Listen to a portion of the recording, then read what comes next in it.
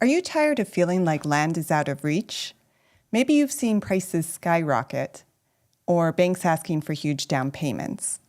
Well, stick around because today we're going to talk about how you can still find a piece of America through owner financing and answer the question, can you be 100% self-sufficient in 2025?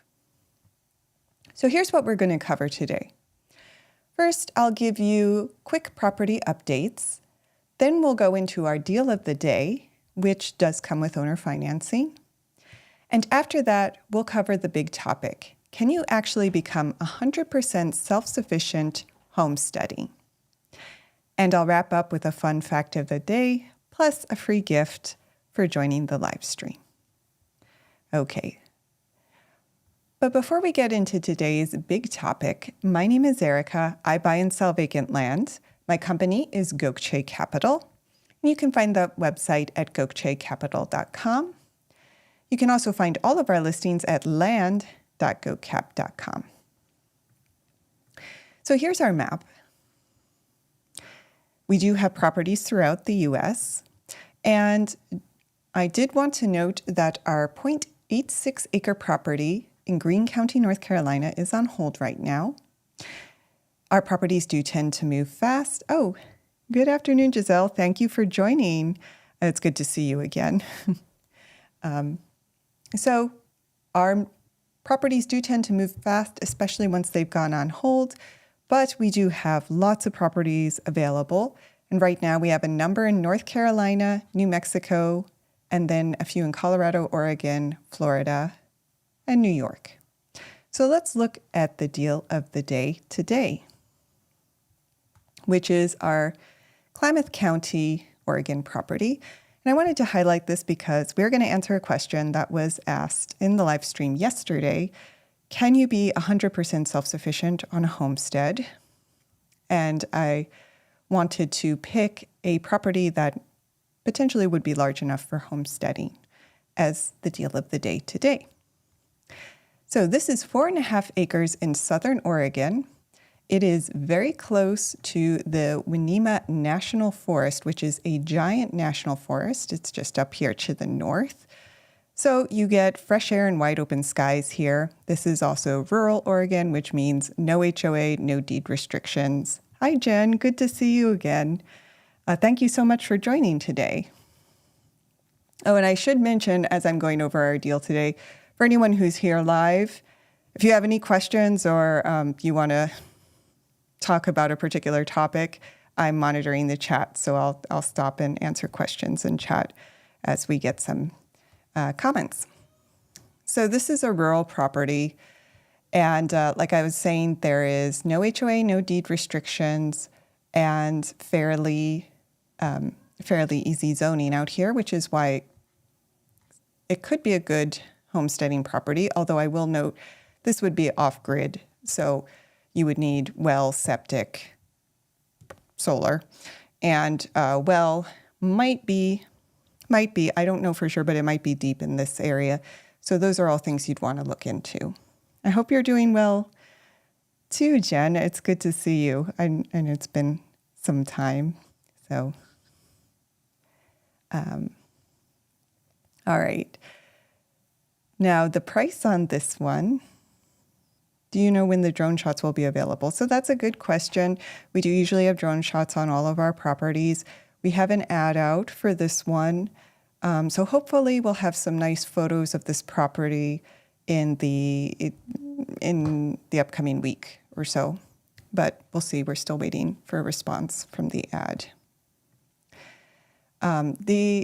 So I will say this is R2 zoning, which allows for single-family homes and mobile homes, but I do always recommend that you confirm with the county. And just in terms of the surrounding area, I mentioned the Winema National Forest, but we're also not too far from Klamath Lake and Crater Lake. Crater Lake is, I believe, the deepest lake in the U.S., so it's a beautiful area. And Klamath Lake is where Klamath Falls, the county seat, is, another beautiful lake, and Klamath Falls is a nice little mid-sized town as well. So that's the area. And the price on this property is $14,497 plus the dock fee. And as with all of the properties that we offer as for sale by owner, we do have an owner financing option. The terms here are not set. We do want to tailor them to match your needs. So down payment and monthly payment will work with you to find something that's affordable so that you can get this property and stay within budget. Just reach out to us if you're interested and you want owner financing, and this applies for all of our properties, but just reach out and let us know what you're thinking in terms of, or what you can budget in terms of down payment and monthly payment, and we will work with you. Now, if you're interested in this property or any of our properties, we do have a hold option. It's $50 for 2 days, and you can hold for up to 8 days. So this lets you take the property off market while you do that very important research to make sure that the property is going to actually meet all of your needs. So you can just click buy or hold to go through our automated hold checkout process. And as I mentioned, it is close to national parks. It's actually closest to a national forest, the Fremont-Wenema National Forest, which is huge. It's this whole area up here, and I think it does come down here as well. So this is a very green area, rural Oregon, kind of in Oregon's green belt, although the property itself is in the prairie. So down here where the property is, it's more like savanna grassland, and then up in the mountains you have the beautiful forest. Okay, so let's go to our main topic. There was a question yesterday on the live stream. Is it possible to be 100% self-sufficient with a homestead? Or is this a YouTube fantasy? So today I'm going to talk about, when I talk about self-sufficiency today, I'm primarily going to talk about, can you grow all your own food? If we want to get into other things, we can do a part 2 tomorrow. But for now, let's look at the question, can you grow all the food that you need on a homestead plot? So something like an acre to 4 or 5 acres, a smaller parcel of land. All right, so assuming that a 4-person household, so like a wife, husband, and 2 kids need about 8,000 calories a day, you're looking at 2.9 million calories per year. And that seems like a lot. So the question is, can you grow that much from crops on your own land? So let me zoom in here. This is relevant to, this is from Vermont, so it might vary from state to state, but it's a good example of yield per acre for the year for all the different kinds of vegetables. So in terms of overall calories, we'd be looking at starchy vegetables, right? So let's say potatoes. You can actually grow on the low end about 15,000 pounds of potatoes on an acre, which is quite a lot. For reference, 2,000 pounds is about 7 million calories. And that's true. It is possible, but it would be a lot of hard work. Well, let's see what this says. So if we look at a breakdown, Giselle would be right. Technically, you can supply 6 million calories for a family of 4 with 1 acre. And here's an example of how it might work. You do a 1/4 acre of potatoes, a 1/4 acre of corn, a 1/4 acre of beans, and then a 1/4 acre of squash greens and miscellaneous fruits and vegetables. And then if you wanted to factor in some animal protein, you just get about 6 hens would give you 2,000 eggs per year, which should cover a family of 4, because each chicken also include natural food around you. Yes, that's true.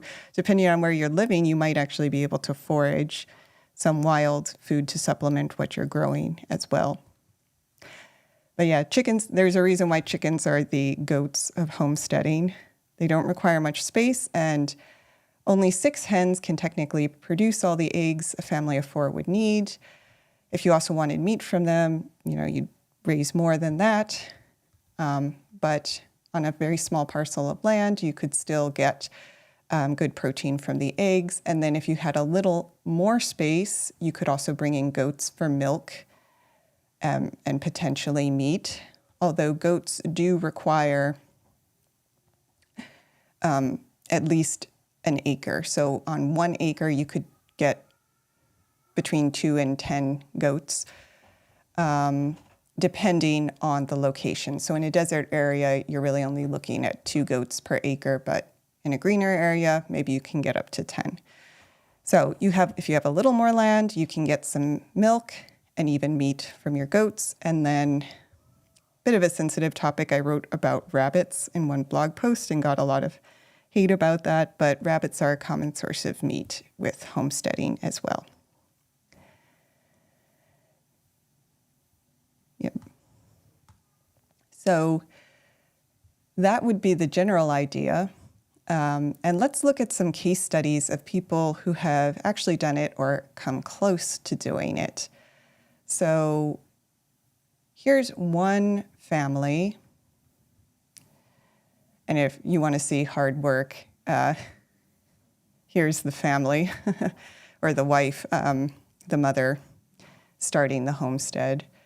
But they built a homestead in Arizona, so in one of the harshest climates. And they did have 10 acres, but of course this is a harsh climate, so they needed a little more space.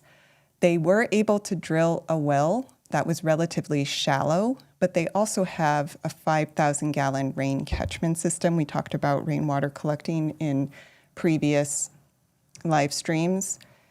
So they are able to supply all their own water. And they planted, caffeine, yeah. You might be out of luck. I don't know if there are many homesteads or climates in the US that can support coffee, but I didn't look that up. That is something I should have thought of because I do drink a lot of coffee myself. So maybe I'll do some quick research and see if you can grow coffee on a homestead. I think that might be a little more difficult in our climate. But yeah, anyway, in this climate, in this family, they're in Arizona, so they're a little more limited on what they can grow on their homestead. They relied primarily on potatoes, beans, and squash, all native plants that grow well even in the Southwest. And between those 3 crops, they can cover about 50% of their calories. They also supplement with 12 chickens for eggs and 2 goats for milk. And then in their second year on the homestead, they added rabbits for meat. Tea also has caffeine, yeah. I don't think you could grow tea either in our climate, unfortunately. But, coffee, chocolate has caffeine too, although that's also not something that would grow up in the north, I don't think. And then as they expanded their homestead, they also put in an orchard of apple and pear trees and peaches. And the interesting thing about this case study is I don't believe they used greenhouses either, even in the Arizona arid climate. They do have to irrigate their crops, as you can see here, but it is an example of how even in some of the harsher climates in the US, a lot of our staple crops, certain fruit trees, things like potatoes, beans, and squash, are hardy enough plants that they can grow. Oh, that's actually, I didn't know that. I should have, Giselle. But yeah, tea I didn't know it was a bush. I'm surprised I didn't know that. But yeah, that's interesting. Tea is a bush and it grows in more areas than coffee or cacao. Yeah, I wonder if you could grow tea on a homestead in North America. I'll have to look that up. That's a good question. Actually, I can just ask ChatGPT, Mr. GPT, while we're here. Could you grow tea on an Arizona homestead. Let's see what he says. Oh, yes, apparently, if you take ChatGPT's at his word, you can grow tea on an Arizona homestead, but it depends on what kind of tea you mean. So true tea, like traditional green or black tea, prefers humid or subtropical climates with consistent rainfall. So Arizona's desert climate would not be ideal. But with the right irrigation, shade cloths, and potentially a greenhouse, or if you're in a higher elevation, you might be able to make tea bushes work. There are alternative options. Actually, many homesteaders grow herbal teas. We were talking about caffeine, so that doesn't really solve our caffeine problem, but herbal teas are a good option for homesteads, like chamomile, lemon balm, mint, hibiscus, and desert natives like sage all work. We're looking at Arizona right now, would all work in Arizona, so interesting. I didn't know any of that. And how do I know ChatGPT is a he? Maybe I should call her a she. I suppose really I should say it, right? ChatGPT wouldn't actually have a gender, would it? This is one case study in one of the harsher climates. And this family, ultimately, by year 3, they weren't 100% self-sufficient on their homestead, but they were producing about 70% of their food between their staple crops and the eggs and meat, and then eventually the fruit that they were growing. And then on the other end of the spectrum, we have the urban homestead. This homesteader became somewhat famous. He unfortunately passed away, although his family is trying to carry on his legacy. But on his 0.2 acre suburban lot in Pasadena, California, he was actually able to pretty much become 100% self-sufficient from a food standpoint. So he grows about 6,000 pounds of food per year. And he produces 100% of his own produce, which translates to about 75% of his annual food needs. And they also have some excess that they use for an organic produce business. So this is an example of how even with a very small parcel of land, you can become, if not 100% self-sufficient, pretty close. They, even on a small suburban lot like this, they raise ducks and chickens and bees. So they did also get some animal protein in there as well. And,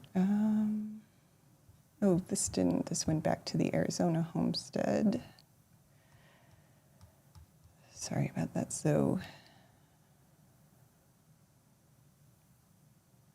this is their farm here, and that's on a suburban lot in California. So here you have two examples, one, a larger parcel of land, but less than ideal climate, and another, a very small parcel of land, better climate. Both are about 70 to 75% self-sufficient. So the answer to our question, can you be 100% self-sufficient on a homestead? I think in theory, yes, with enough land, the right climate, and hard work, you should be able to. In practice, a lot of people, especially if they have outside commitments, are probably getting close to self-sufficient from a food standpoint, but not quite there. And to Giselle's point earlier, it's also important to keep in mind that it requires a lot of work, even to get to 75% self-sufficient. So a serious gardener would be looking, that's a good question. What are the top states? That I don't know off the top of my head. But the better the climate, probably the easier it is going to be self-sufficient. And I can ask, what would be the gender neutral form of Mr.? Monsieur? But I can ask Dr. ChatGPT. And according to Dr. ChatGPT, the states that give you the right combination of good soil, longer growing season, sufficient water, and decent climate, as well as a number of larger vacant land parcels. Do you want to ask Miss GPT? Mrs., Ms.? You'd be looking at Kentucky, Tennessee, Missouri, Arkansas, North Carolina, and also potentially, purely because of water availability, Maine, although you're dealing with the winters there, Oregon, Vermont, and Idaho. They, them, yeah. It, they, them. They's the common gender neutral pronoun, right? So yeah, it looks like kind of Appalachia, the Kentucky, Tennessee, North Carolina belt would be where you get some really good conditions, as well as a number of slightly larger rural properties available for homesteaders.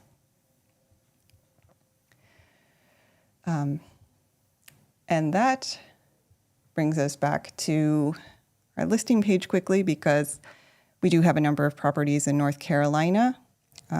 Some might even potentially be a good spot for a homestead if that's what you're interested in doing. Of course, as we mentioned, homesteading is a lot of work.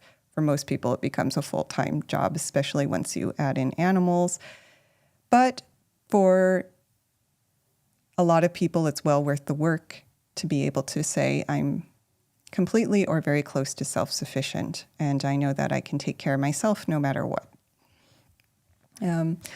So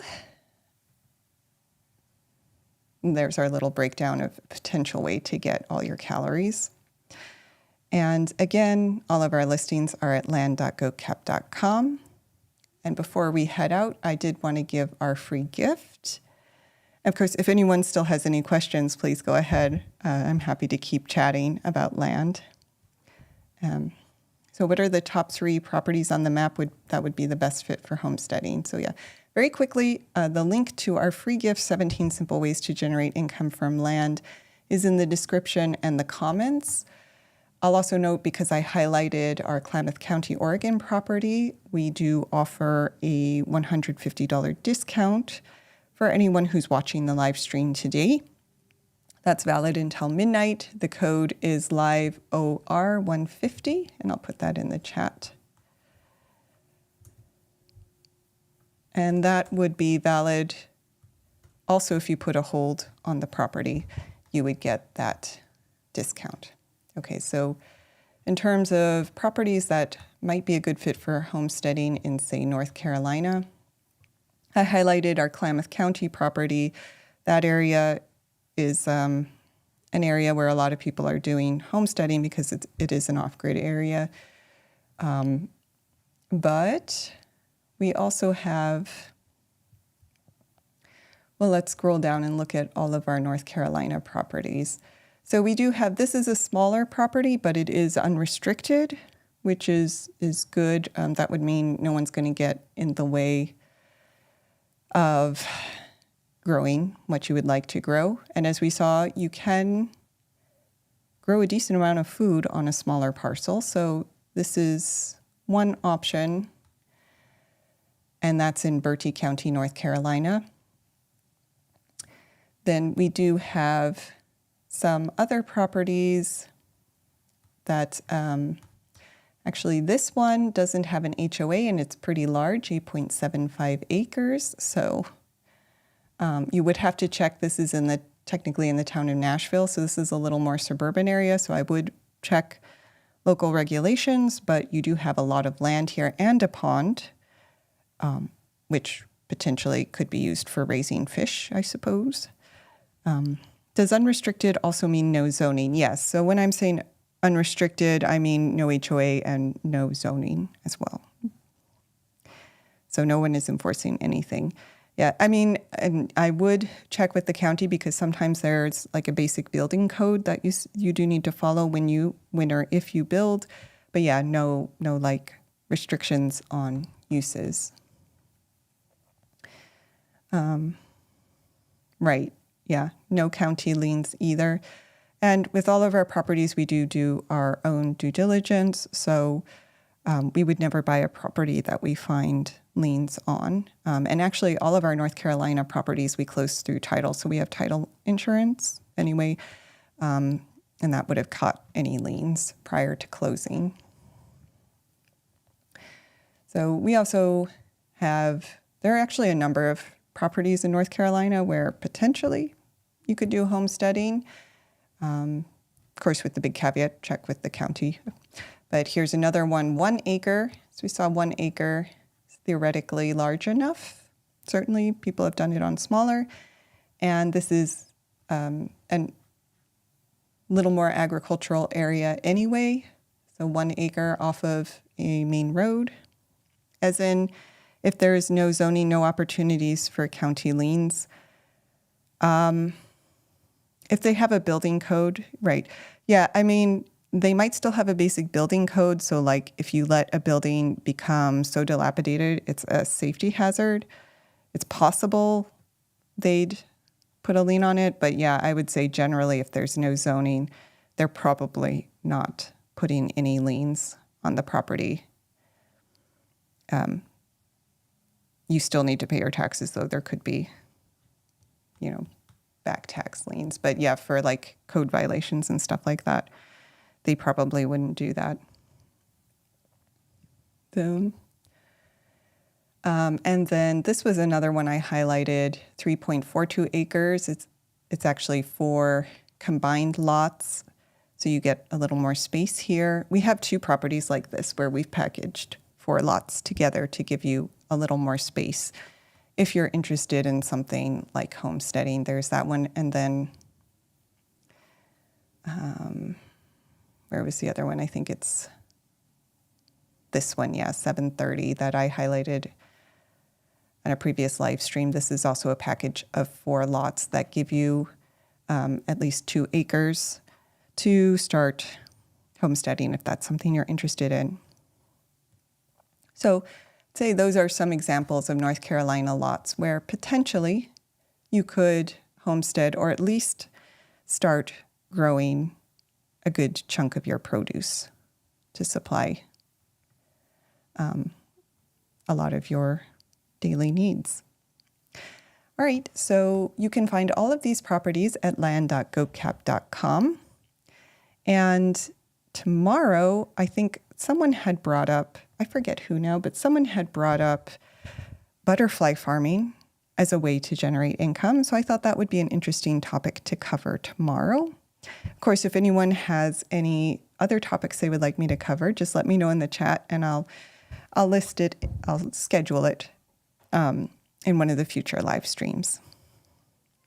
What about New Mexico? Is that a good state for 100% self-sufficient living?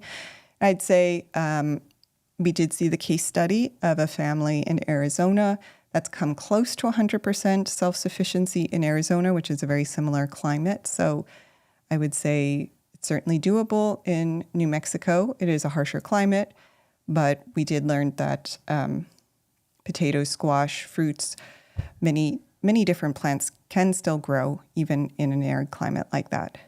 And where we have land, there are, I think, a number of homesteaders, or at least a couple homesteading in the grazing land outside of Albuquerque. All right. So again, you can check out all the properties at land.gocap.com. And Giselle and Jen, thank you for joining today. I hope to see you on future live streams. I know you comment a lot on my videos, so thank you so much for participating. And tomorrow we can talk about butterfly farming. So hope you all have a wonderful